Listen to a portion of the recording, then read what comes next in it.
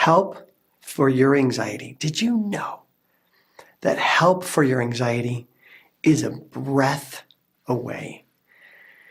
What I want to teach you today in this video is the third kind of yoga that we're talking about, and it is called karma yoga.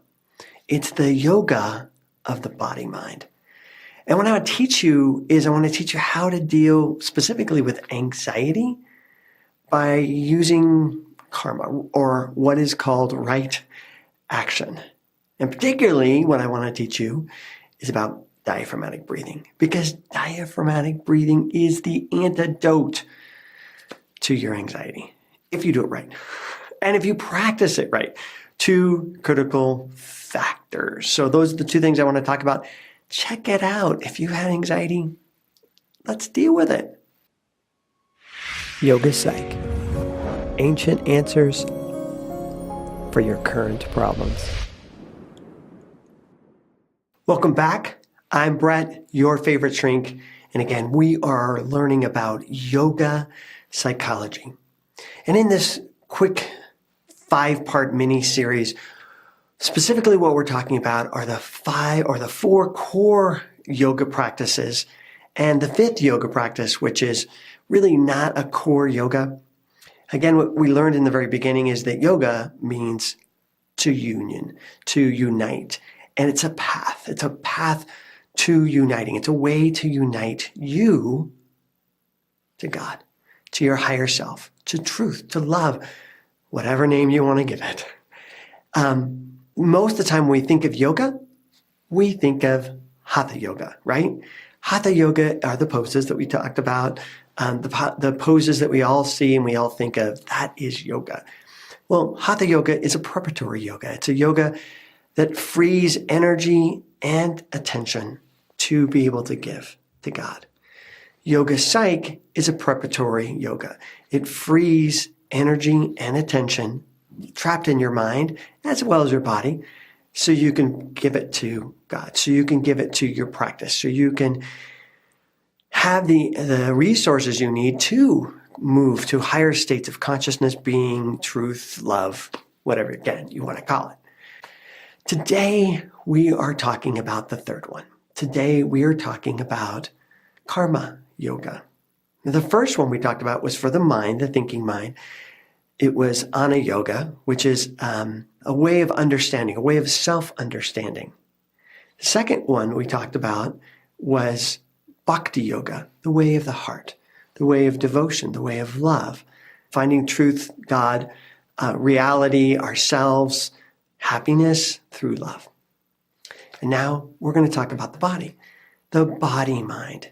And that is, specifically, we're going to use diaphragmatic breathing, or your diaphragmatic breath. Now, I love telling stories, so let me this time share a story about me. I've had anxiety all my life.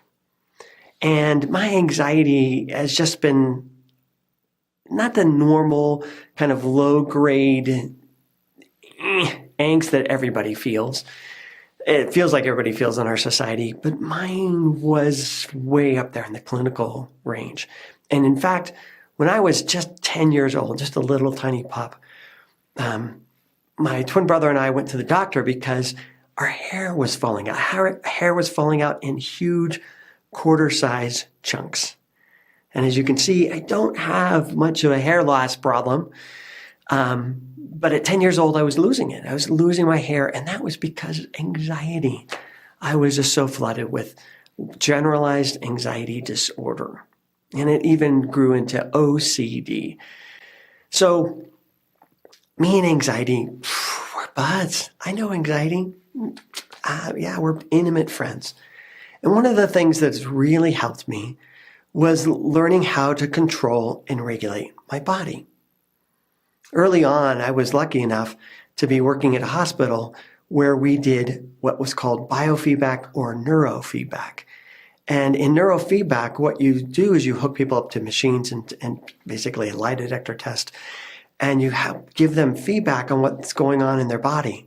And as you get feedback about what's happening inside of you, you can begin to regulate or begin to control your body and what's happening inside of you.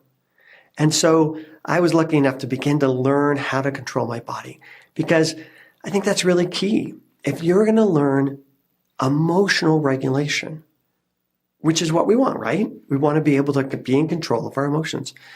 Then you need to be able to regulate your body. If you are not able to regulate or control what your body is doing, you're not going to be able to regulate or control what your emotions are doing. And so biofeedback, neurofeedback helped me begin to get control over my body. And it was crucial. And to be honest with you, I think even, that's kind of my foundation, but I think that should be everybody's foundation. We do a lot with cognitive therapy to help people understand their anxiety and help kind of think positive and help them readjust their patterns, their thinking patterns to produce more positive thoughts, optimistic thoughts, positivity, that kind of stuff. But here's the truth, and you know it and I know it because you felt it.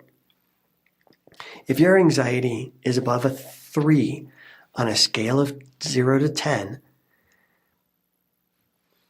cognitive therapy is not going to work very well. If your anxiety is at a low level, if your anxiety is 1, 2, 3, maybe even 4, thinking positive, trying to tell yourself affirmations, those kind of things can help begin to mitigate some of the angst and anxiety. But when you're flooded, when you're just pumping with fear, telling yourself positive things, doesn't work. You know that, right? You've done it. You've tried it. So I often tell people that if you want to get your anxiety under control, especially when you're in a panic, you need to get out of your head.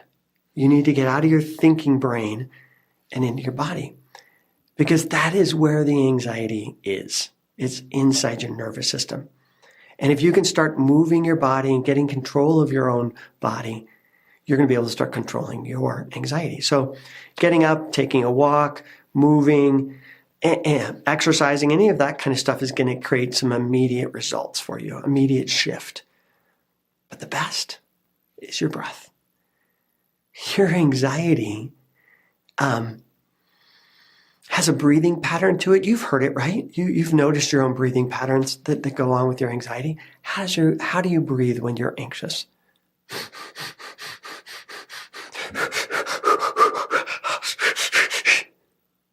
That's the breath of anxiety.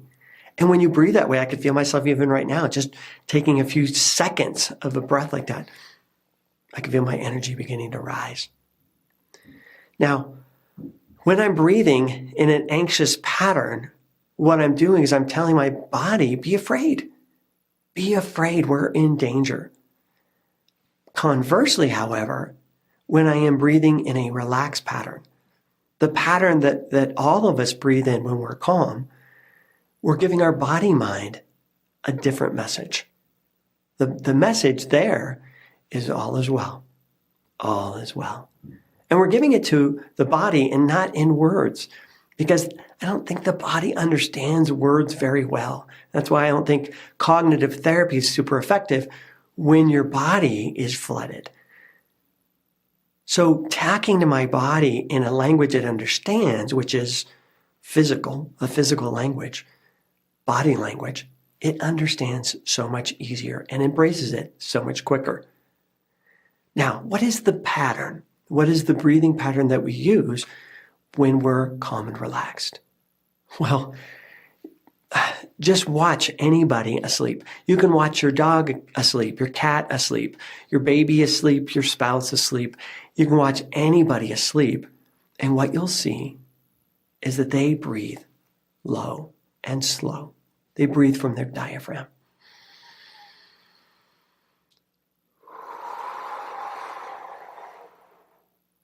Just like that.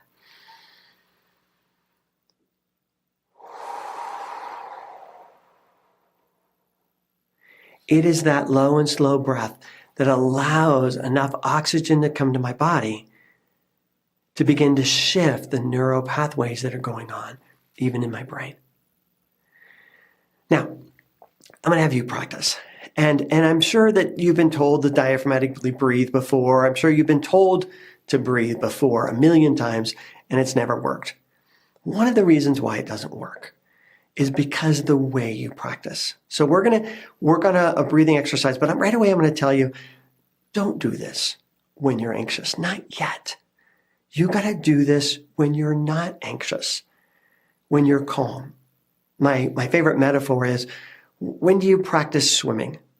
When you're drowning? Probably not a good time to practice swimming because you're not going to remember any of the techniques that you're supposed to do. The best time to practice swimming is when you're in the shallow end of the pool, when all is well. So hopefully at this moment, all is well, that you're basically okay. And what we want to do is we want to practice taking some breaths and getting your body used to it, getting you familiar with it. So once you get it into your nervous system, once you've practiced, and then it's a part of you, then yes, I want you to practice diaphragmatic breathing when you're anxious. But don't practice it yet. We're not there yet. All right. So again, hopefully you're in a good place. What I want you to do is I want you to place your hands on your stomach, just like I did. And what I'm going to do is I'm going to use my imagination. One of the big problems with anxiety is that oftentimes if we have one kind of anxiety, we have a lot of kinds of anxiety. And if I have anxiety about stress, if I have anxiety about people liking me or social anxiety, well, I'm probably going to have performance anxiety as well. So if I try too hard to do this exercise, it's not going to go well. I'm going to get anxious about doing it right, and then it's going to fail. So to overcome our performance anxiety, what I'm going to do is I'm going to ask you to use your imagination, because you can't do it wrong if you're using your imagination, because we're just imagining. So what I want you to do is take both your hands and put it on your stomach. And as you breathe in, what I want you to do is imagine that you're filling a balloon. Let your hands stretch out like mine are. And then as you breathe out,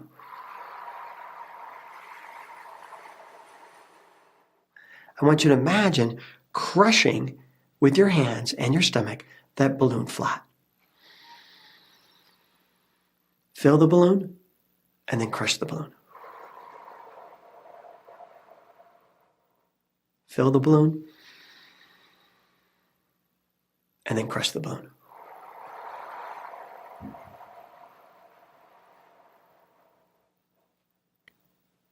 Keep your mind on the balloon, not on you performing.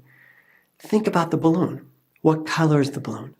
Can you imagine the color of the balloon changing as you fill it, changing back as you crush it down? See it getting light. See it growing dark again.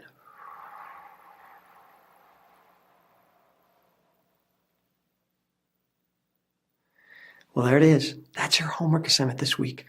I want you to practice diaphragmatic breaths. Now, why is that so important? Well, karma yoga, we always get karma wrong. Karma yoga is about the idea you are what you practice. If you practice bad things are going to happen to you. If you practice good things are going to happen to you. That's the way karma works. It's not that there's some God out there waiting to punish people or provide justice for the injustice in the world. And that's not karma. Karma is basically the idea that you are what you practice. And so I want you to practice using your body to breathe. Karma yoga is about performing or doing. But one more small key to karma yoga, and that key is let go of outcomes. Don't worry. Don't worry if you're doing it right or doing it wrong, because that's going to set you up for performance anxiety. Blah, blah. As I stumble over the words, I can feel performance. I'm performing wrong. Let it go. Let go of outcome. I said the word wrong. Big deal. Let go of outcome. Don't worry about how you're performing. Just perform. Just do the behavior. Fill the balloon, collapse the balloon. That's all you want to work on. Is it working? Is it not working? Am I doing it right? Am I doing it wrong? Is this going to help? Is this not going to help? Let go of all of that. All of that's just going to feed your performance anxiety. What you want to focus on in karma yoga is focus on doing the right behaviors and then letting go of the outcome. All right, give that a try. If you like the video, I always want to encourage you to add comments, questions, any information you'd like, because I'd love to hear back from you. What's working, what's not. And please check it out. Check out our website, yogapsych.com. Again, I'm Brett, your favorite shrink. Take care. Hey, I haven't told you yet, make sure you go to yogapsych.com, because that's where you're going to find these ancient answers for your current problems. Take care.